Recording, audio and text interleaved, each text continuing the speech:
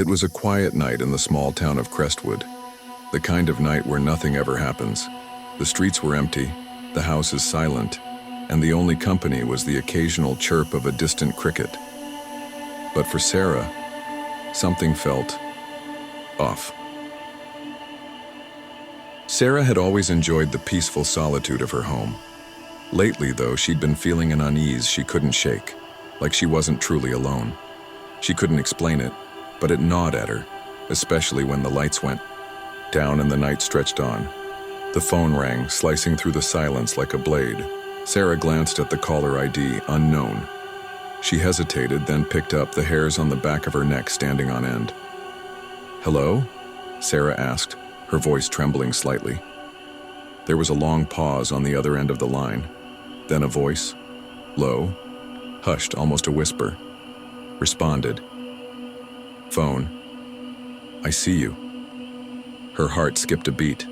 The voice sent a cold shiver down her spine. She glanced nervously around the room.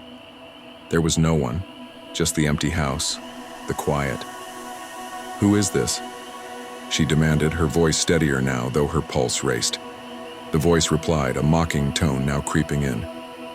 "Phone. I'm closer than you think." Panic clawed at her throat.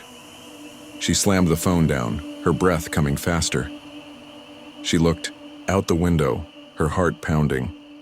Nothing, just the quiet of the night. But the feeling of being watched, it lingered. Just as Sarah tried to convince herself it was just a prank, the phone rang again. Her stomach churned. The screen showed, "Unknown caller once more." She hesitated, but this time she didn't pick up. Sarah tried to shake it off, telling herself it was just a prank, but the feeling of dread only grew. She crept through the house, checking the locks on the doors and windows. Everything seemed fine, but something was wrong. She picked up the phone again, trembling. "Phone. I know you're scared, Sarah." Her heart stopped.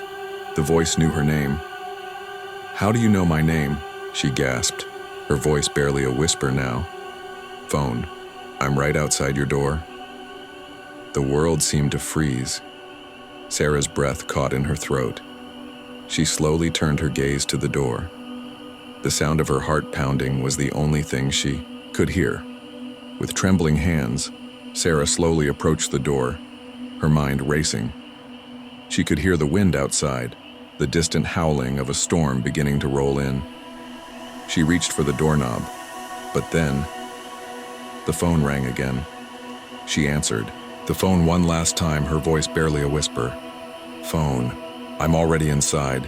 Sarah turned slowly, the room falling into total darkness as the phone clicked off.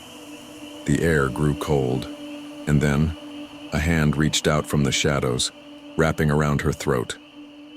The next morning, Sarah's house was found abandoned. No signs of a struggle, no fingerprints, nothing.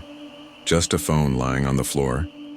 But the neighbors swore they heard someone talking on the phone long after midnight.